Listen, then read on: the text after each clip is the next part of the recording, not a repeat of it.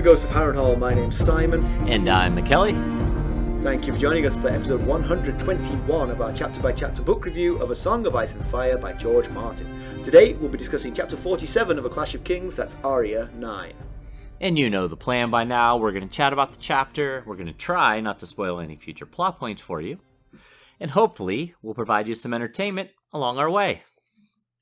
They know the plan if this is not the first episode they're listening to. Right. If they're episode 121 and they're like, wait, what do they do in this show again?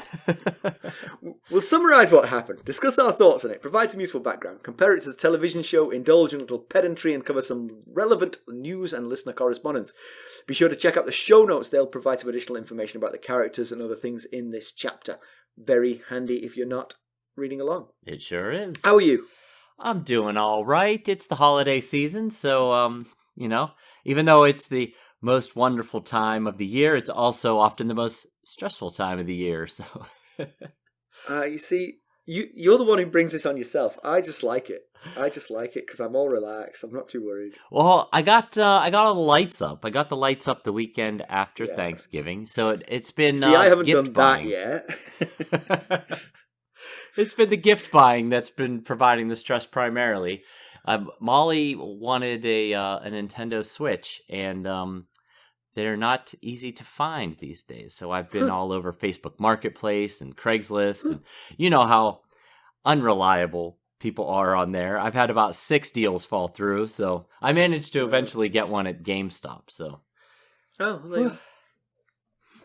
because they're flush with money because of their stock price. That's right. Yeah, they should have. That should have been cheaper. They got all kinds of money. That's how they got that stock price up. No, it's not. No, not so much. How about you? How you doing? I'm good. Carsten and I have been thinking about an indulgent present for ourselves for Christmas of a hot tub. Oh, we've been thinking about it. La-di-da. Well, I'm not sure it's going to happen. Before you get too excited. But she's read, because she is who she is, she has read 1,000,001 message boards. I'm just like the brown one. You know? Yes. You summed the two of you up very well there. Exactly. So she's discovered that the hot tip is you ask for a wet test. And I was like, what is that? What? She said, you go to the showroom and you get in one of the hot tubs in your swimming costume. Oh. Can you imagine anything more mortifying than this? Oh, that was my first thought as well.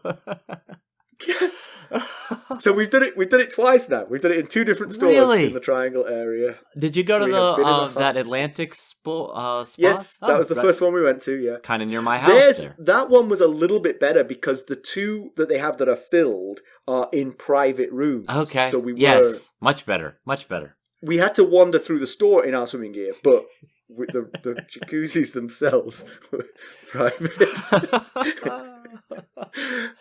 Mackelly loves this. His head is rocking backwards. Oh man, it's a shame. You know, we had a hot tub, and I just gave it away about a year or so ago. I gave it to friends of ours. You guys could have, although this is like a 15-year-old hot tub, so not anything like what you've been trying with these new hot tubs. Yeah, but I'm guessing you weren't asking for the same amount of money that these people are asking for. No, I literally gave it away. Yeah, they are not. The friend of mine who took it, the deal was, you figure out how to get it out of my backyard, you can have it. Anyway, so I'll keep you posted if this happens. So the other thing I wanted to talk about, this is not exactly chit chat, which is what we normally do at this point in the podcast, but we are going to take a week off, right? Have we decided that? We have, yes. I'm gasping because we've never done this before. Unprecedented. No. 121 straight weeks, it's... Well, not quite, because we doubled up. We did double up, time, yes. So, yeah. Yes, we've decided to take a holiday break. Just a week. Nothing serious. No, just a week. We're not falling out or anything. We just, we need a break. Right. Yes. So we're going to skip the Christmas week. So the one that normally goes out the morning of the 27th of December is the one that won't happen. Right. Right. And instead that one will go out January 3rd. So, hey, something to look forward to in the new year. That's right. Yes, it's just, We just need a week's vacation. Yeah.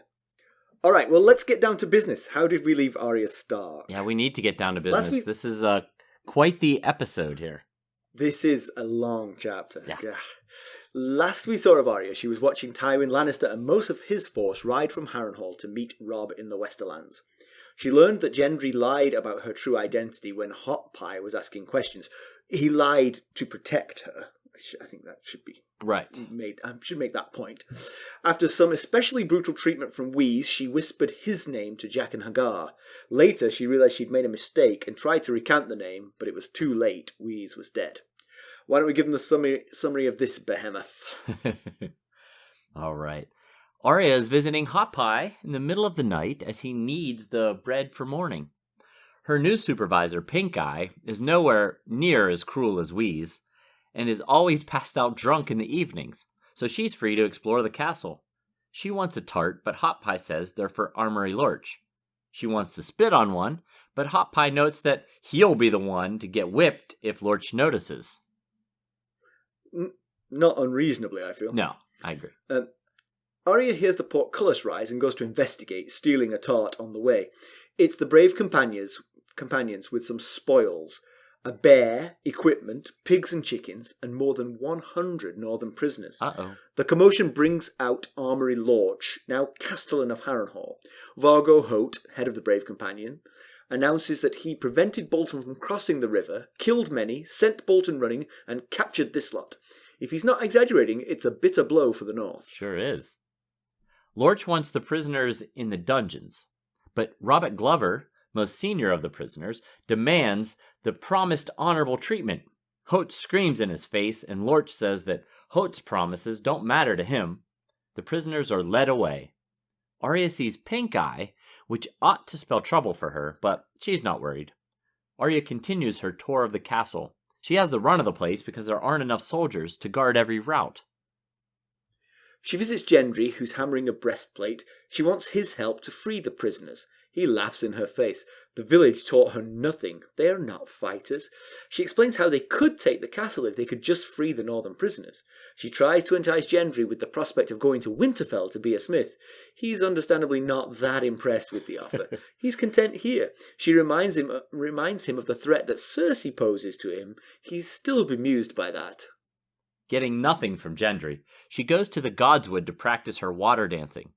She's fashioned a wooden sword that she hides there, and she keeps her muscle memory from her fighting lessons with solo practice among these sentinel trees. Thinking on her plight, she kneels before the heart tree and prays to the old gods.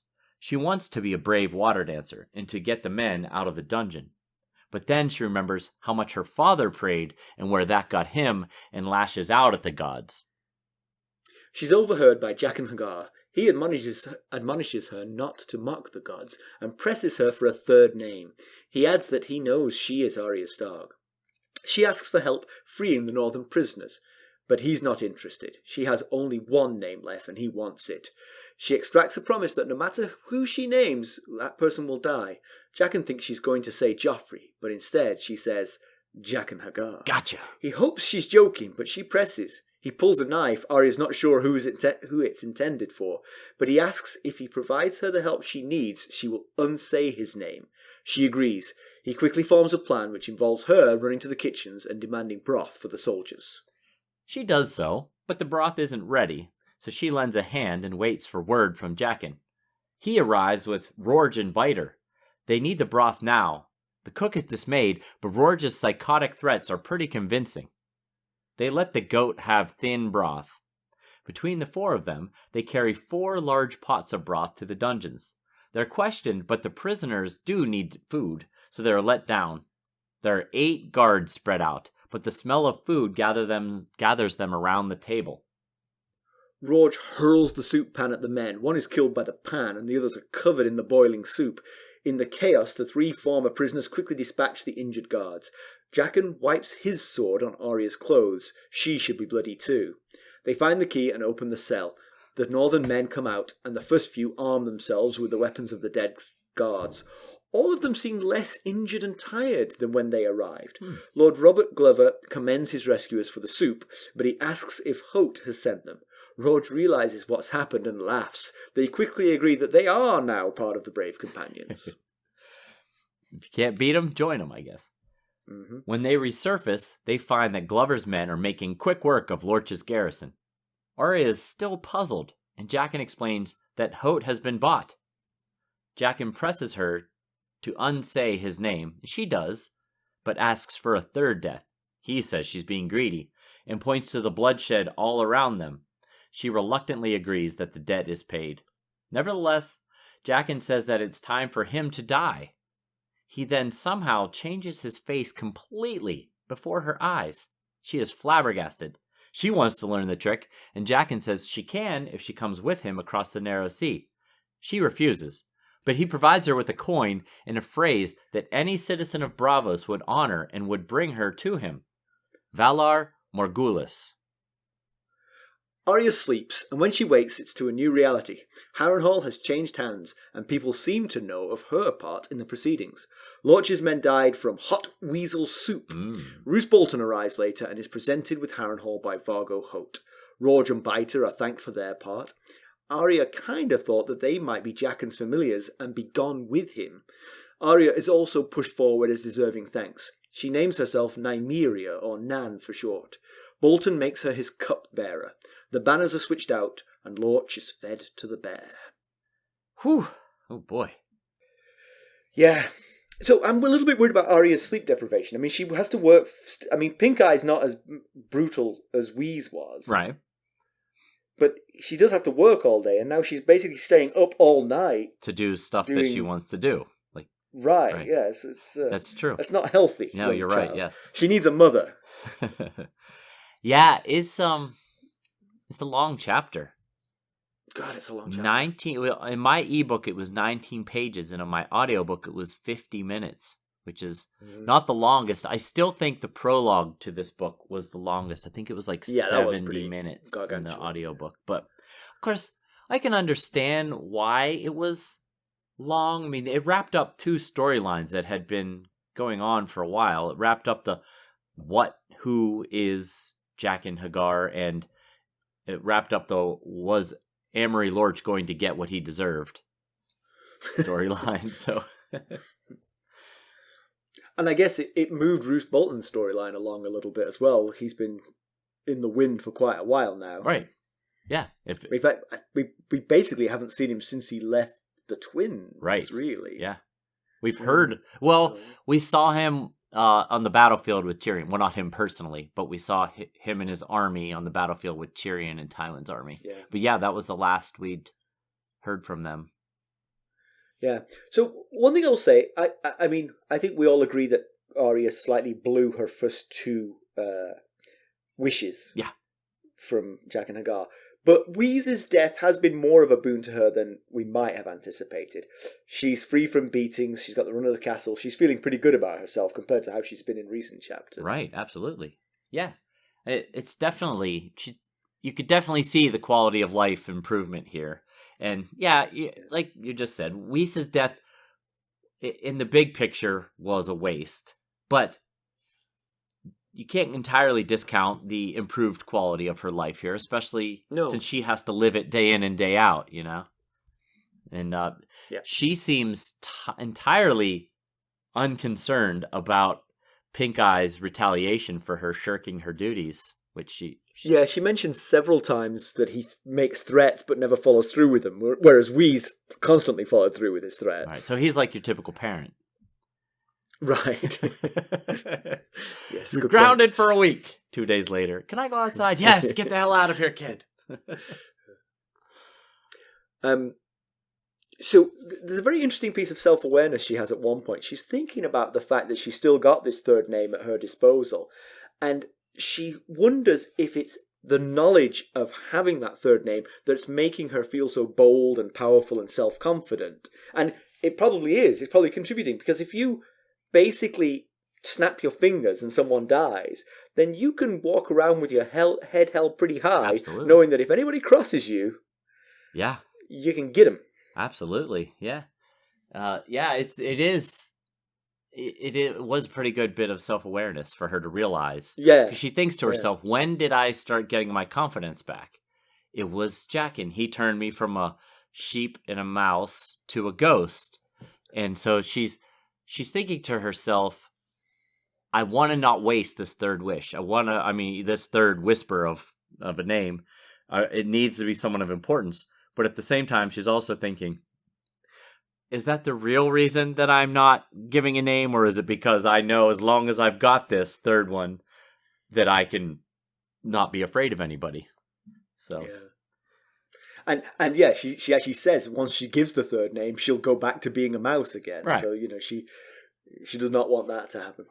Yeah, she did last chapter start to feel a little bit more confident when she was holding that sword that was for, oh shoot, I forget his name. Sir Lionel or something? It was something like that. Whatever his name was. And then Weese smacked her, and she hated him for making her feel powerless again. And that's ultimately what led her to say his name to Jaqen. So, anyway. Yeah, and she wonders how Jaqen got the dog to kill Weese, but I didn't realise that the dog had killed Weese. I thought he might have died in another way, and the dog was just sort of taking advantage of his deadness to start feasting on him. I think that's possible.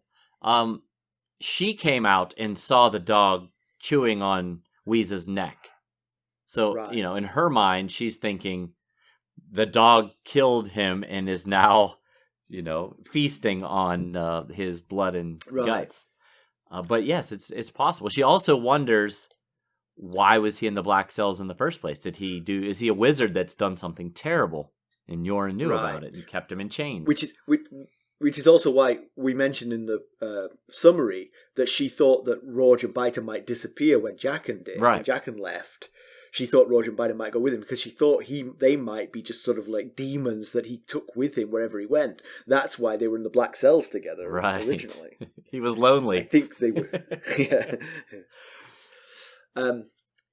It's indicative of the times that Hot Pie and Gendry are actually pretty much content in their new roles. I mean, both of them are doing the jobs that they enjoy doing and they're good at. Right, yeah. And for them, the context doesn't matter so very much. Exactly. It doesn't matter who's in charge of the castle. I think Gendry summed it up really well. His thoughts are really summed up the thoughts of small folk about the doings of lords and ladies. He said, why should I wager my feet for a chance to sweat in Winterfell instead of here in Harrenhal? And then he mentions that another blacksmith, much older blacksmith here, said, he's been a smith for many a different lord here at Harrenhal, and he's come to realize that a sword's a sword and a helmet's a helmet, and if you put your hand in the fire, you'll get burned. Doesn't matter who the lord of the castle is.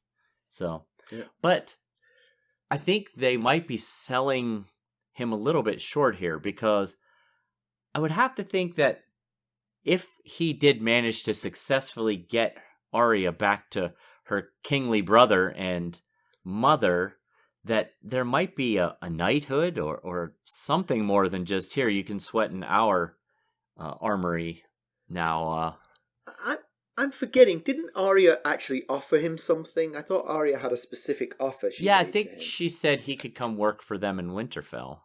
Right, so exactly. So you're right. He could have extrapolated to say, well, actually, I probably would get more than that. But at the same time, he was literally offered the ability, if you risk your life for me and walk 1,000 miles, you could do the same job at the other end. Yes. You could have the same job you have right now. How's that sound? But it will be colder. Although if you're a smith and you're in that, true, you might enjoy going out and dipping diving into the snow a little bit.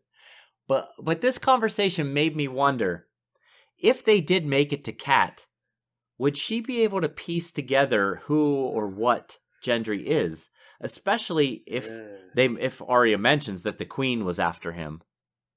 Right. And it's not like Arya's forgotten that. She brought that up this chapter. Right. So eventually she would spill that to her mother. Yes. And then her mother would be like, oh, I know why she's after him. Yes. He looks just like his father. Exactly. Yes, that's... So I was wondering. It'll be interesting to see whether, if they do, if she can convince him to help her get to her mother, if she can piece that together. Yeah. as Arya wanders the castle, we begin to realise how vast and empty it is. The garrison is only 100 fighting men, but there are 1,000 doors. Right. So it's difficult for 100 men to guard 1,000 doors. She can go wherever she likes. It does make you wonder if it was even worth leaving a garrison. Yes. It makes a certain amount of sense. You want a castle to which you could retreat if everything went badly, but the force you leave behind simply can't be enough to hold it. So what's the point? Right. Yeah. Ultimately, it made me think that maybe I should have cut Sir Roderick a little more slack, because I was criticizing him for not leaving Winterfell properly garrisoned, and Tywin's left Harrenhal with 100 guards, which just seems to be a lot more than what Roderick left Winterfell, but it's also a significantly larger castle. So that, yes, exactly, yeah. And it's also closer to the action. Roderick might have figured, well, Winterfell is fairly secure just due to the geographical situation alone, whereas Harrenhal is here in the Riverlands where most of the fighting is happening. So, yeah, I suppose. I mean, it becomes if Bolton were able to just walk in and take it, it would become a formidable obstacle if Tywin wanted to come back in this direction. But if Tywin's got another plan, it feels like you're just wasting men. You might as well bring them with you and just abandon it. Right. What's the point? Right. Yeah. So Arya works on her water dancing skills, which I think is a good thing for Arya to do. I mean, she really enjoyed her dancing lessons, and was one of the things she actually, Sansa loved going to King's Landing, and Arya kind of went begrudgingly, but the dancing lessons changed her attitude to King's Landing. So yeah, and it's probably good for her mental health as well to be working on developing a skill that she enjoys. True. And it probably is giving her some self-confidence that she can take care of herself as she's starting to see her improvement, her abilities come back. So and our newly named Nymeria does a better job in the trees than her erstwhile brother Summer. Good point. Yes. he didn't have so much luck in the Sentinel tree as she has here. Yes, but she's up in the tree, so she climbs up into the branches of the trees, and she's basically just walking around on the branches, fighting other branches and leaves and stuff. And she fights. She envisions herself fighting Joffrey and Cersei and the Hound. And it reminded me of that how much Arya hates the Hound because he killed Micah, which makes perfect sense. But we've, for the past, at least this past book, have, when we've been in King's Landing, we've been thinking of Sandor, of the Hound, as kind of like the closest thing Sansa has to a protector. And we've almost wondered at times how she would survive without him. So it's just interesting that we see him in two different ways here, two different POVs. Yeah, it's one of the things about the book as as a piece of work. It's so vast that people's characters change over the time. And I don't think that that's sloppiness by George Martin. I think it's intentional. People have character arcs. We all do. We're not the same people that we were 10 years ago. Right. But it is, one aspect of it is we do tend to forget the heinous crimes that some people have committed because we've grown fond of them. Right. Very much. Yes, we have this in reality, discussion. We would never forgive the Hound for what absolutely, you're right. Yeah, and we had this discussion on Discord just recently about the fact that Tyrion actually raped his first wife, Tysha. Right. Under duress, against his will, but he did do it, and it's easy to forget these things when he's your hero and you're rooting for him and you want the best for him. Yeah. He's one of the people who's got a clouded character and a clouded past. Yes, you're absolutely right. Yeah, I do think it's definitely intentional by Martin to paint a lot of gray characters. They do some good, they do some bad. It's all about, just like most of life, it's about perspective, depending on... But I mean, it's more than just a grey character, because it's like a character that is both black and white. You know what I mean? Yeah. It's kind of like...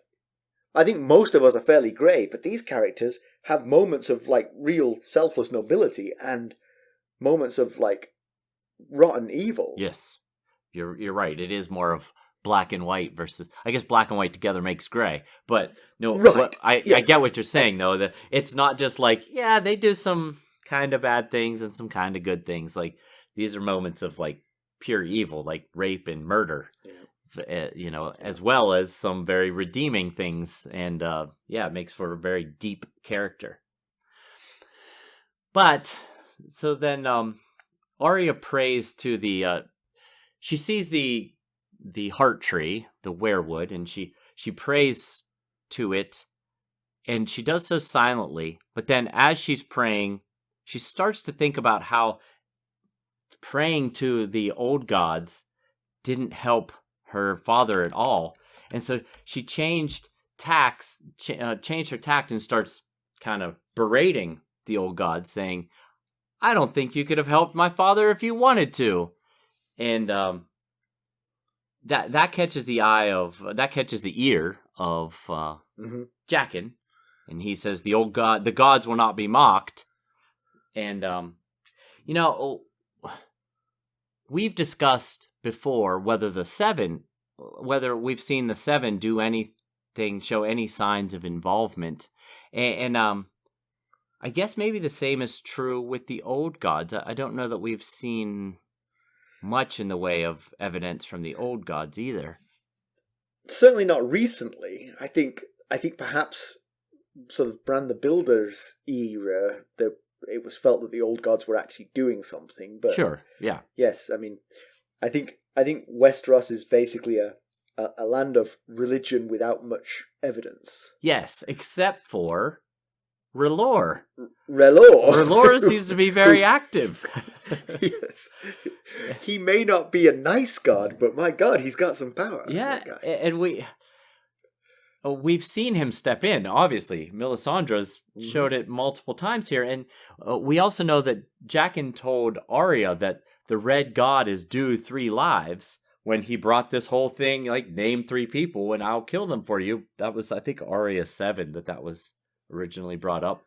And she thinks that she starts thinking when she's like, she's got the heart tree here and she's got Jaqen, and she starts thinking maybe he was sent by the gods, and maybe, but I don't think it would be the 7 that sent him. Right. It would be funny if the 7 or the old gods sent a prophet of R'hllor. Right. They'd be like, this guy's going to do our work for us, but he's probably going to give the wrong message. Yeah. But actually, there you go. I mean, you could argue that she's getting protected by Jaqen, but Jaqen is obviously an advocate of the same religion that Melisandre is. Seems to be. He's not as vocal about his praise of R'hllor as Melisandre is, but he has multiple times mentioned the red. He mentions the Red God in this chapter here, so he certainly seems to have some association with the Red God, R'hllor. Yeah. So Arya wants Jaqen to rescue the Northmen, like she rescued him. He's saying, "No, you're owed 1 death. I can't rescue the Northmen with just 1 killing here. So you've got to give me a name." Yeah, she's near tears about this, and I understand. She wants to do something useful with her 3rd wish. And he makes it very clear that he's all about business here. He's not swayed in the least by her pleas for help. And he says 3 lives were snatched from a god, 3 lives will be repaid. And then he explains that it can be anyone, anywhere. That it might take a day, a week, a month, a year, but that person will die. I think he says a man is not a bird. A man can't fly. He puts 1 foot in front of the other. So, he's saying, we've wondered about this. I think it might have been the last Arya chapter. We wondered if vicinity played a factor. Or, if she could name Joff, which he thinks that's what she's going to do. Which Jaqen actually positively promotes. Right. He's like, you don't want to say Joffrey? Joffrey, maybe?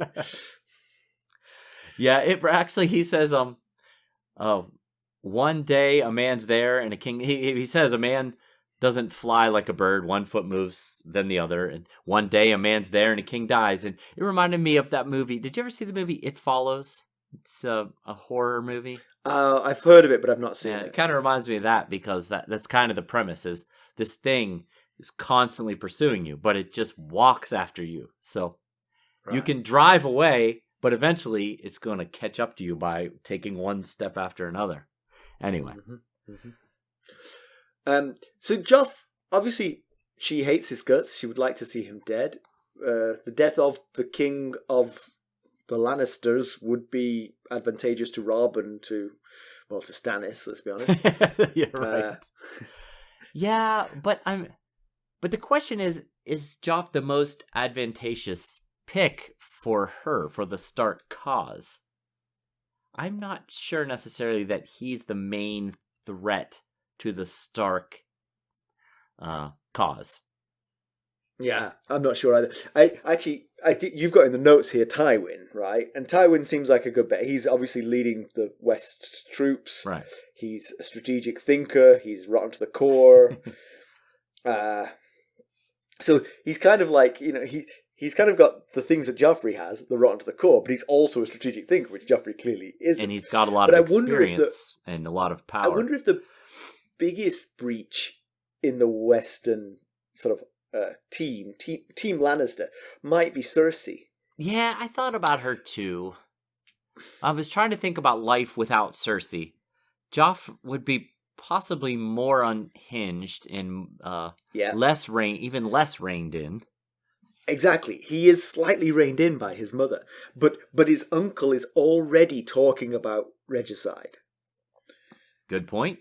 Yeah, that's a good point. Less reined in, Tyrion might take care of Joffrey for Arya. Yeah. That's true. And then at what point does Tywin just give up? Because it's like, who am I fighting for here? Right. Yeah. Yeah, you're right. I was figuring if Tywin, if she picks Tywin and Jaqen follows through and Tywin's dead, it's possible that his brother Kevin Lannister would probably try to pick up the mantle. But none of the Lannisters, maybe not even Jaime, but maybe Jaime is the closest, have the same kind of cachet that Tywin does. Tywin has. So with Jaime captive, Tywin dead, the Lannister military threat it takes a major step back. Yeah, that's very true. And especially with Robb in the Westerlands, I'm wondering if maybe the Bannermen themselves just sue for peace if granted pardons for their participation. Yeah, and actually you can imagine Kevin maybe doing that. Kevin might come over and say, look, your beef was with Tywin and Joffrey, right? Right. Here's the deal. You get out of the Westerlands, you leave me to take over Casterly Rock. Joffrey and Cersei come home from King's Landing to Casterly Rock, and you decide who the next king is. Possibly.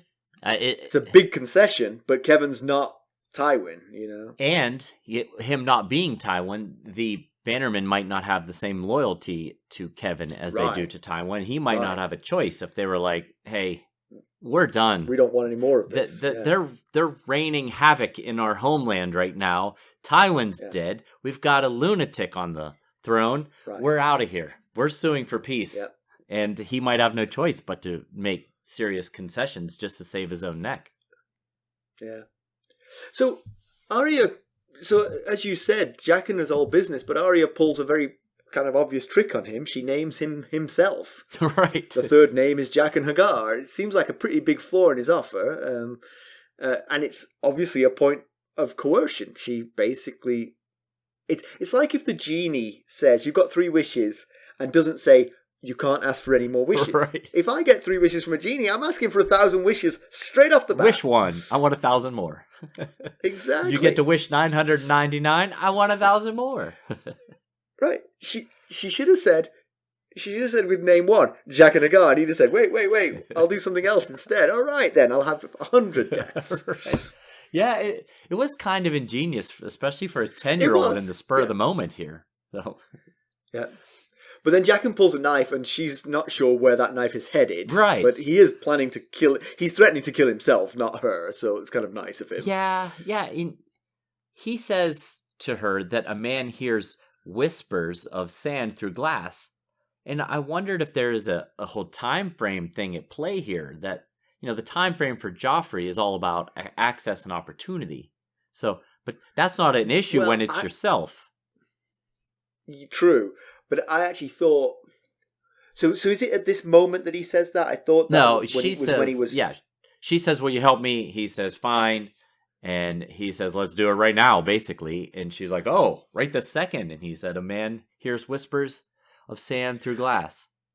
Yeah, I think, because he was already pressing her for the third name, I think Jaqen H'ghar's got something he wants to do, and he wants to be rid of Arya. Yeah, he mentions that toward the end of the chapter. He says, "I have other promises." Right, and that's why he was pressing her on the name. I think he's hearing time slip by because of whatever it is that's on his plate. Which is interesting that he would have kind of tried to lead her toward Joffrey, because that would be a bit of a time suck. Maybe his next rendezvous is in King's Landing. Oh, yeah. It was like, maybe that's why he was in King's Landing. If I'm heading that way, yes, that's right. If I'm heading that way, I could do Joffrey or Cersei, just a couple of names I'm mentioning. Please don't send me north. Speaking of him being in King's Landing, Jaqen, that is, he drops a "just so" to Arya, just like Syrio used to say all the time to her. And interesting. There's a whole theory thing that they're one and the same, because at the end of this chapter we see him change appearances, and so there's a whole internet theory that Jaqen and Syrio are the same person. And I feel like there's some pseudo valid reasons for and some pseudo valid reasons against that theory. So first of all, saying "just so," they're both from Essos. One's from Lorath, one's from Bravos, which are almost neighboring cities.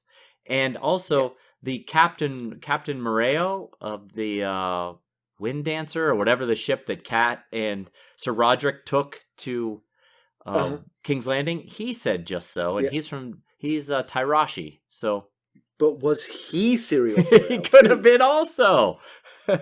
Maybe that's how he was getting across to King's Landing. So here's some of the reasons for the two being the same. One, we never saw Syrio die. Right. We're just assuming he died. They were both in King's Landing at the same time. They both have taken Arya under their wing in different ways, but both are kind of looking after her a bit. We never got an explanation as to why the first sword of Bravos was in King's Landing in the first place. We wondered that at the time. Like, what happened? Why is he here in King's Landing? Right.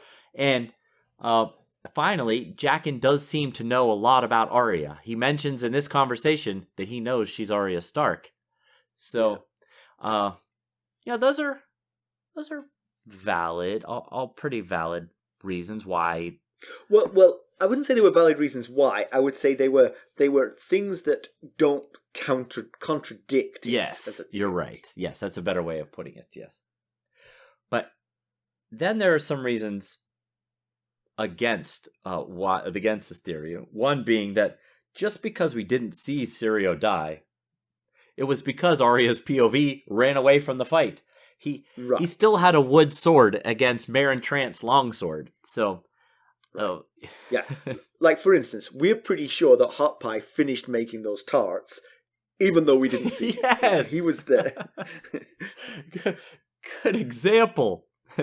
Plus, we also know that Trant survived. So it's possible that Syrio could have just run away when Arya disappeared, which is what we were suggesting he do. But maybe Trant arrested him, took him to the cells where he changed to Jaqen H'ghar. Oh, see, put that in the other category. That could put that in the possible reasons why category. Yes, that could be it. Yes, because Jaqen was found in the black cells. So I had that listed as a reason why not, but it's right. But there's a time lapse between Arya seeing Syrio and Jaqen being taken from the cells. And we don't know. He's got time to get himself arrested. Yes, we don't know what that gap is. I don't think it's too long because it's while she's living in Flea Bottom, so I don't think it Right, spanned. but she lived in Flea Bottom long enough to get hungry, so it was multiple days. Yes, you're right. Yes, absolutely. But yeah, going back to the just so thing, like I said, they're both from the same region of Essos. So just because he said just so and Sirio said just so and Captain Moreo said just so, it could just be a Western Essosi saying. So yes, or an Essos attempt at speaking the common tongue. I mean, they perhaps have their own idioms when they try to speak the common tongue, which they don't speak. Right, that's not their first language. Right. Yes. Yeah. Right. So yeah, that's interesting. I'd not heard or thought of that, but yeah, we never see them together. They're like Clark Kent and Superman. They are. I like the idea that I do too. He is. It's just, some people are convinced that they are one and the same. I think there's enough ambiguity to not be sure that they are. Do you know what? I'm going to keep an eye out for anybody else that helps Arya in the future and listen for them saying just so. Right. So Arya asks him straight up, "Who are you? And how did you get the dog to kill Weese?" And she asks a whole bunch of other questions, which he doesn't answer all of them. We don't know who or what he is. Like he said, could be Sirio, could not be Sirio, but we do know that he told her that the Red God owed her 3 deaths, and he's mentioned the Red God several other times. We've already mentioned all this, but he does seem to possess some R'hllor-like magic. He is from Essos, so possibly he could be a blood mage. He could be a faceless man. He says to her, "Come with me across the narrow sea to learn how to do what he does," and that would kind of fit both of those things. Blood mage uses blood magic, and a faceless man changes his appearance and things. So right, that. But Jaqen, oddly, near the end of the chapter, after they kill the guards, he wipes his bloody blade on Arya's shift, and we've seen blood be used to pay for magic previously. I don't know why he did it. He just says, "You should be bloody too. This is your fight." He could just be doing it because he's irked. I don't know, but yeah, I wondered if it was to mark her as being part of it, so that when Bolton arrived, she showed signs of having been involved. She's covered in blood because she was part of it. Sure, that could very much. That was one thing. But your thinking is solid though. That this could be a paying a price in blood for the magic that was. Although there wasn't really that much magic, they threw a pot of soup. Right, that part wasn't magic. I guess it's just the face changing. We don't know how he managed to get the dog to kill Weese. He might not have at all, as you pointed out.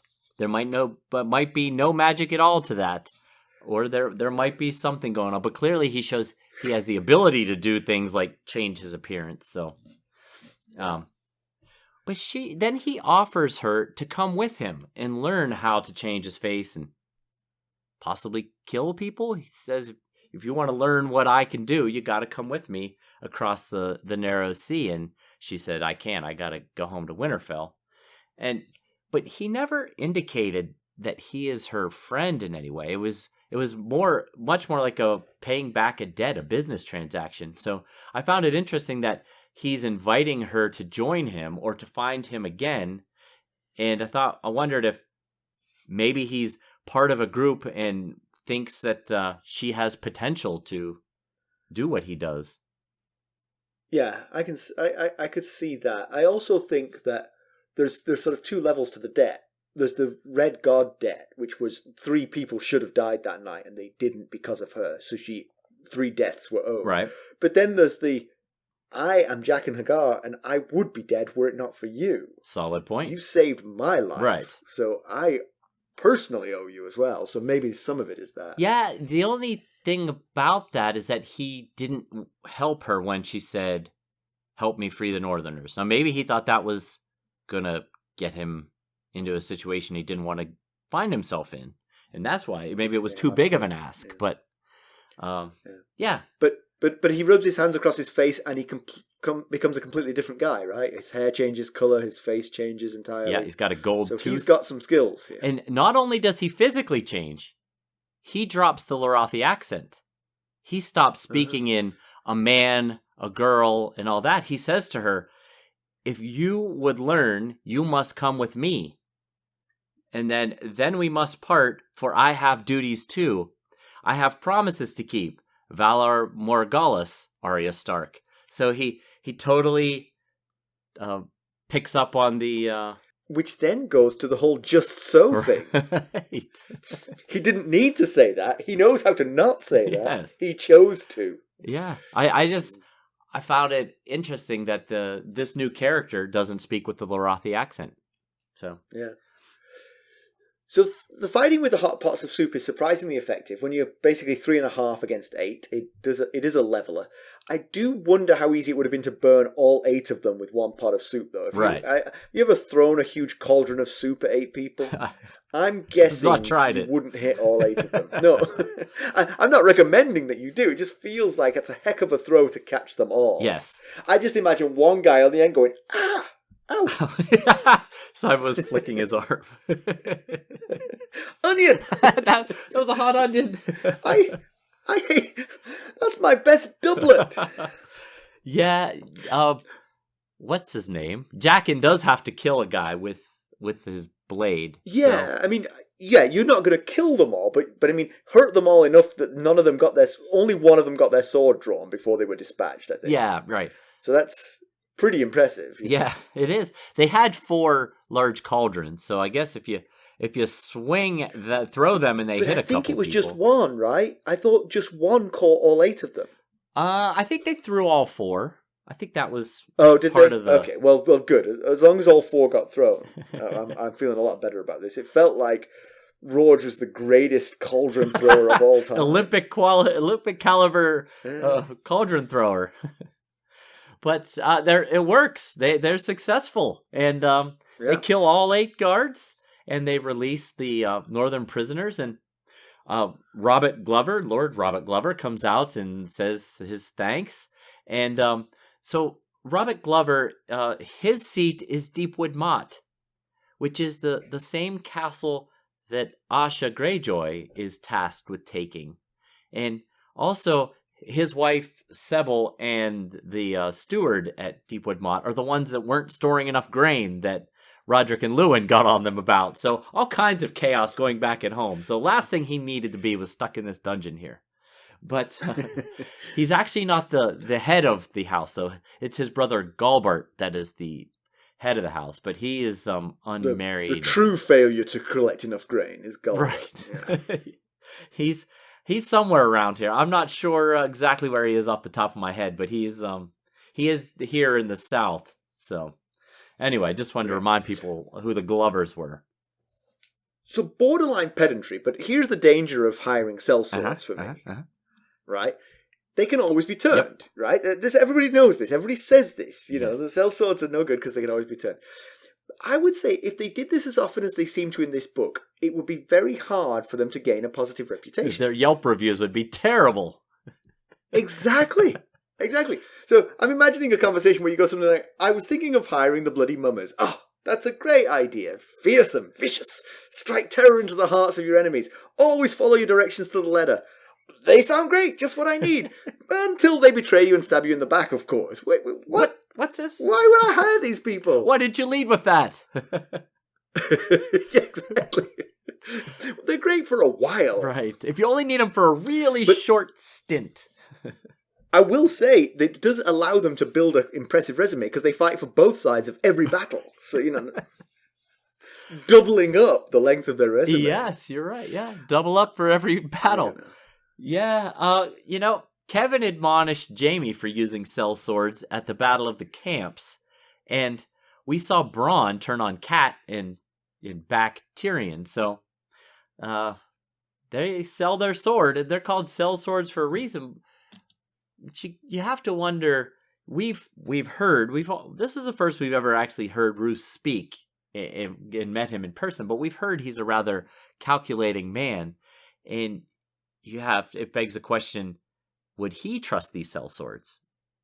Yeah, but maybe he met them and they parlayed. You know, they said they waved the white banner and they spoke. And Vargo Hoat said, "Well, I'm working with these guys now. They're paying me well." And he's like, "Look, I'll pay you the same, but here's the thing: I'm coming to Harrenhal with my 5,000 men, and we're going to take it, and we're going to kill everyone inside." You wouldn't actually have to increase your offer, really. You just say, "Well, I'll switch sides for the current pay, right? If you'll just not kill me, please." Yes, you know? that very well could have been how it goes. Yeah, but I will say, in retrospect, Arya wasted her third wish too. She wasted her first two wishes, and now she wasted her third wish too. Yeah. These Northmen were always going to get sprung. Right. Yeah. It's kind of tragic to think of. Yeah, she did waste it as well. Yeah. Although it seemed to work out well for Jaqen, because it would have taken a while to fulfill that Joff True. name. And instead, again, I'm convinced he was doubling up. Yeah. He was heading there anyway. Although he says he's heading across the Narrow Sea, so. Oh, he does. Yeah. But maybe he was going to stop in King's Landing and then head across the Narrow Sea. So, yeah, just a point here. One thing that's interesting at the end of this chapter is Arya does not let on to Roose Bolton who she is. Right.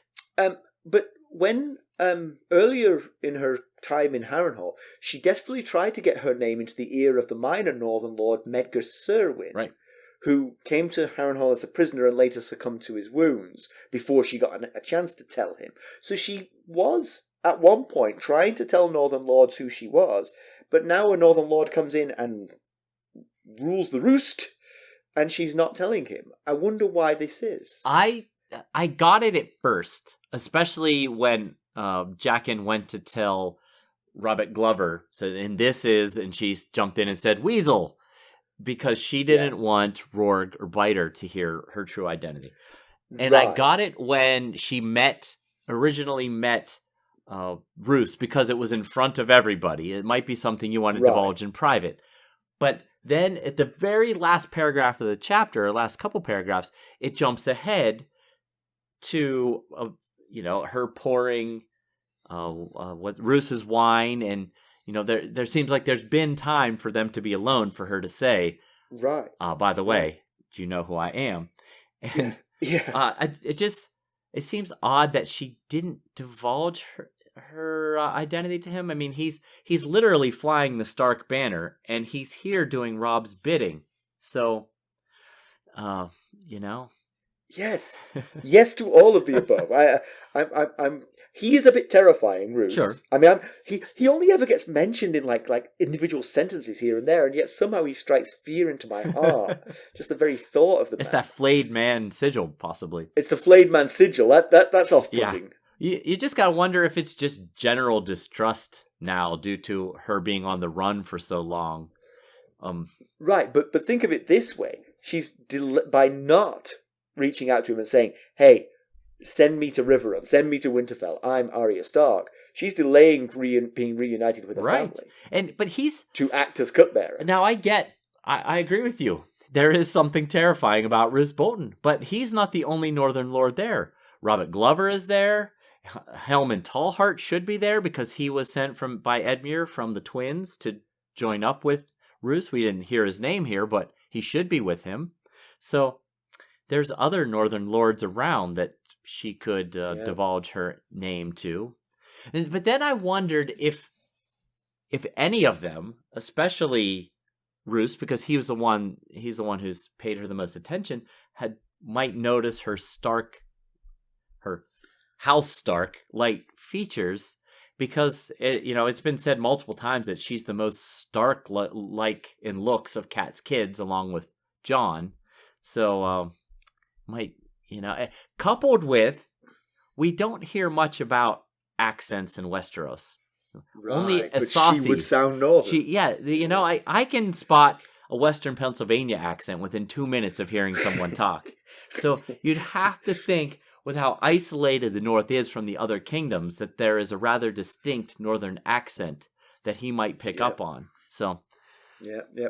Unless in her time she's learned to hide it. Unless in her time in the South she's Maybe. learned some of the Southern accent and is adopting it to hide herself. Possibly. But yeah, I agree on that one. I think that would stand out even more than her features. Right. Yeah. Yeah. Oh well, we'll find out. I mean, maybe she's just waiting to be sure of it before she lets on. But I'm puzzled by that. Yeah. Do you have some background for us, sir? I have a little bit of background. So Gendry mentions, and I mentioned it earlier, that a fellow smith named Ben Blackthumb, his time at Harrenhal dates back through the generations of Went lordships at the castle all the way back to Lord Lothston. So let's find out who the Lostons were. House Loston, as befits their seat, was once a powerful house in the realm. House Loston came by its seat of Harrenhal in a rather unusual manner. The first Loston to be Lord of Harrenhal was Sir Lucas Loston. I can't say that fast. Lothston. He was born the grandson of a hedge knight, and Sir Lucas rose to Master-at-Arms of the Red Keep during the reign of King Aegon III. Now, meanwhile, the king's nephew, Prince Aegon, future Aegon IV, was found in bed with the Felaena Stokeworth. The prince's father, Prince Viserys, arranged for Felaena to marry our Sir Lucas. He then had his kingly brother set Lucas up as Lord Lucas of Harrenhal, removing him and his wife from court, and his wife from Prince Aegon's bed. Now, fast forward 20 years, and Prince Aegon is now officially King Aegon IV. He calls the Lostons back to King's Landing. He makes Lucas his hand of the king and takes Jane Loston, the 14-year-old daughter of Lucas and Felaena, as one of his many mistresses. However, the arrangement didn't last very long because within a year the king gave young Jane a pox, and he then banished the family from King's Landing. Now, this house's sigil was a black bat on a split silver and gold field, the split being kind of diagonal from top left to bottom right. So there you go. That's the Lostons, if I can ever get that name right. Comparison with the television show, we're all over the place I bet. I've mentioned this before, in the show, Arya served as Lord Tywin's cupbearer for several weeks. And I've mentioned that they kept adding more scenes because they were excellent television. Right. Arya and Tywin were great together.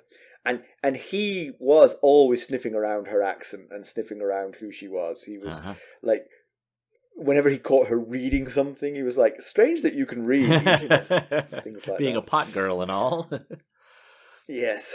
She uses up her third wish in a slightly different way, which might be a spoiler, so I'm going to keep quiet on exactly what she did there. Okay.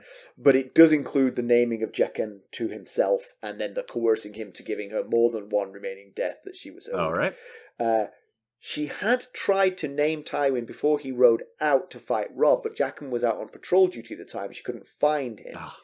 Jaqen does do the face change trick and provides her with the coin and the Valar Morghulis password. Okay. So all of that happened. Yeah. Just as an aside, I've been watching a show on Hulu called Das Boot, which is based on a book, which is based on I think the book preceded the movie, but there was a movie of it as well. But the actor who played Jaqen H'ghar pre-face change is in that, and now the two are really merged in my mind. Now I see Jaqen H'ghar as a Gestapo. Right, you keep expecting him instead of a Lorathi accent to have a German accent. Pedantry. Since this was all clearly a plan by Vargo Hoat, Robert Glover and Roose Bolton, why would you bother to disarm the Northerners? Every one of them should have had a sword or at least a knife strapped to them somewhere so that they were armed. Because when you freed them from the prison, presumably you don't put the jail cell right next to the armory because that would make prison breaks all the more dangerous. Right at the top of the stairs. So some poor sap is carrying 100 swords down the stairs, trying not to wake the 8 guards. And let me just mention how difficult that is. I occasionally empty the dishwasher in the morning before the rest of the family wakes up. That never goes well. you have 100 I wake spoons them and up you can't every do time. it. Exactly. So Yeah. I think they should have been better armed than they were. I do think that the plan was for them to not be incarcerated, but for them to be given the sort of like to roam the castle. Right. But they must have foreseen what Amory Lorch's reaction would be. He's like, I don't want a force equal to my own wandering. Yes, that's a very solid point. Maybe 5 of you at a time can come out. Yeah, yes. As a mark of respect, you can have like groups of 5 can have a walk in the sunshine. Right. Yes, you're right. She mentions that it's more than 100 men, and she also mentions that their garrison is about 100 men. So, right. News and notes. What have you got for us? Well, we actually have a good deal of news and notes here. So, the first thing is that God, we do. There's a new Ghosts of Harrenhal phone case out on our Threadless merchandise store. So go check that out if you have any interest. It's primarily for iPhone. I had no control. It was a Threadless offering. Threadless has the cases that they have to sell. And it's primarily, there are a few older Samsung options, I believe, but they have just about every iPhone you can imagine. So if you got an iPhone and you're interested, go check it out. Mm-hmm. George Martin announced on Twitter that he's restarting Targaryen Thursdays, where he'll provide some fun facts about the Targaryen family. You will retweet everything he posts, so be sure to follow us on Twitter. Hopefully, actually, I've read the next chapter, so I know what's coming. There's a very interesting Targaryen question in that chapter, and maybe he'll answer that for us before we record. Oh, wouldn't that be nice? Uh-huh. You know what I'm talking about. It's who's that Targaryen? Oh, yes, I do know what you're talking about. Yes. I forgot what chapter was next. Yes, I do know what you're talking about.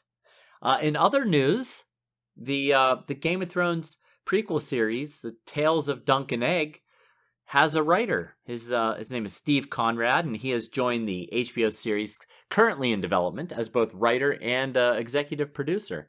Now, some of Conrad's other writing work include the movies The Pursuit of Happiness and the movie Wonder, and shows like Amazon Prime's Patriot and AMC Plus's animated show Ultra City Smiths. So, I've heard of. I think I've heard of all but that Ultra City Smiths. I have no clue what that one is. You're ahead of me. That doesn't mean that the show is like completely greenlit. It just means it's taking another step in the right direction. So a step in the right direction. Yeah. Okay. Why don't you tell our listeners? Yeah, why don't you tell our listeners about our Buy Me a Coffee development? Our Buy Me a Coffee site has monthly sustainers now. Right. Our good friends Jenny of Allstones and Ryan Carver are monthly sustainers. Yes, thank you so much. That is really awesome. You guys are the best. That is Thank wonderful. You. Thank you. Yeah. When I we appreciate I checked the page and I saw that and I was touched. Everyone that contributes, we appreciate so much. So yeah, thank you guys. So it's the end of year Spotify. Spotify does this end of year wrap up where they give you all these stats. Now, for most people, they give you stats about the stuff you've been listening to. And we've been getting a lot of people sending us screen caps of their lists when we're on there. Sometimes we're first, sometimes we're second, third, fourth, whatever, and it's very cool. So if you get one of those, feel free to send them on or put them on your Instagram story, and I'll resend that out on ours. But some of the cooler stats, because we're a podcast, we got podcast stats, and some of the cooler stats that I appreciated were, I actually didn't put this in the notes because I just wanted to tell Simon instead of him knowing ahead of time. Oh, I'm excited now, yeah. I was like, you should know, people, how much he's making this up, because it's not in the notes. I didn't realize you were going off book. I wanted to inform you while I was informing our other listeners. I thought you could just sit back and be a listener for a minute. I was busily checking my Gmail to see if I'd got my Spotify stats for the year, but I don't appear to have. So Yeah, I think you. You should get an email about. I think that's how I originally got this. Anyway, so two cool stats is one is that 149 of our listeners listen to us more than any other podcast. Get in. That's right. That's awesome. That is awesome. That's awesome. I thought that was so cool. And then this next stat, 21 of our listeners, you know what they did? They listened to us on their birthday. 21 listeners thought so much of us to spend their birthday with us. That is great as well. So I thought that was really cool.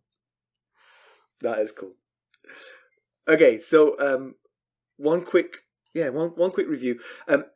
Aesthete Manju on YouTube said, "Hey, hi! I've been listening to your podcast while drawing, and they're so much fun." That's nice. Yeah. Actually, we don't get many draws. We get people blowing out their birthday candles. We get people vacuuming, right? Of course. People walking. These are the things. Doing yard work, doing chores around the house. Yes. I like this drawing. Yes. Drawing is nice. Yeah. And they're so much fun. You always mention that you're on YouTube, so I thought I'll check it out. Thank you for the podcast. I stumbled upon it by accident one day and I've been listening to it every day since then. Heart emoji. And as all your listeners say, your chemistry. Flame and tears. Right? Laughing tears. I don't understand it. Oh, thankfully laughing tears, not crying tears. I thought it was like a Bunsen burner and then sort of... Love to you and your family's heart. Thank you very much, Manju. That's very kind. Thank you. And actually, I added one. Did you see? I did see. Yes. A review. Carol slipped into my DMs. I think that's what the Utes are saying. I think you might be right. If you're not, okay, good. It works for me, so we'll go with it. Okay, fine. And she said some nice things. It was kind of disjointed. So, but the one quote I got, which was a quintessentially Southern United States things to say, she said, "Y'all are amusing." So, thank you, Carol. Thank you, Carol. Yes, thank you very much to both of you. Yes. Conclude this one. So, what next for Arya? She's used up her genie wishes. Not really killed anyone useful, even with the last wish. Yep. So what next? Amory Lorch is gone. Good news for everybody on the side of good and decency. The Martells will be happy. Right. Yes. Remember that he was one of the murderers of the children. And Elia. And Elia. Yeah, you're absolutely right. I'm sure they will be glad to hear that. Yeah. They seem to be singularly focused on Sir Gregor, but you're right. The armory was supposed to have been involved as well. And, we finally got some retribution for what he did to Yorn. And, like, the very last, maybe it's in the last sentence or in the last paragraph, Arya thinks the bear is in all black, just like Yorn, because they throw Armory into the bear pit, and you have to assume things did not go well for him down there. Presumably not. But, you know what? Edmure's decisions have been working out as he hoped so far. I've been Team Edmure for a while now. He's done very little wrong. I know. He made some strategic errors early on when he was first thrust into power because his father was ill. But now he's grown into the role and he's making the right decisions all over the place. Yeah.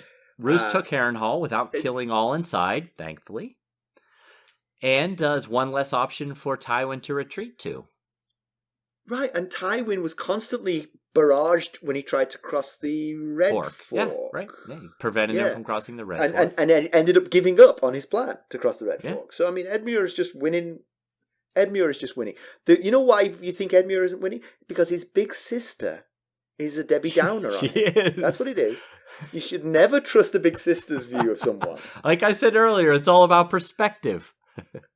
Right, exactly. So Arya is finally out from under the heel of the Lannisters, but is she safe? Can she trust Roose Bolton? Could she reveal to him or to one of the other Northern Lords? Right. Should she stay and continue to hide? Should she escape again? But who wants to be on that road, really? I mean, like we talked about earlier, this is what she was hoping for. She, for all intents and purposes, has been rescued.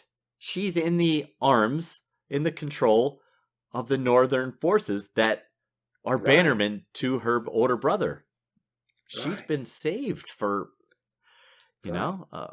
all intents and purposes. It feels like if Roose has his 10 closest lieutenants in a room, if she were just to blurt out to all of them, "I'm Arya Stark, take me to my mom," Right. it would be very difficult to not do Absolutely. And remember, Roose is still trying to make up for what his son did in the north for the trouble he caused. So how much that. Right. more favor would he curry with the Starks by returning their lost daughter? I mean, that would be such a huge win for him. Almost. But I almost wish that Weese was still alive right now, because I would love to see his face if Arya came forward as Princess Arya Stark of Winterfell. oh, man. I would love to see that. The Red God may get a fourth Right. death, or a 12th. I've lost count. So, do you think she might try to learn Jaqen's skills and his stilted syntax? Well, she doesn't have to learn the syntax anymore, because he's changed accents now.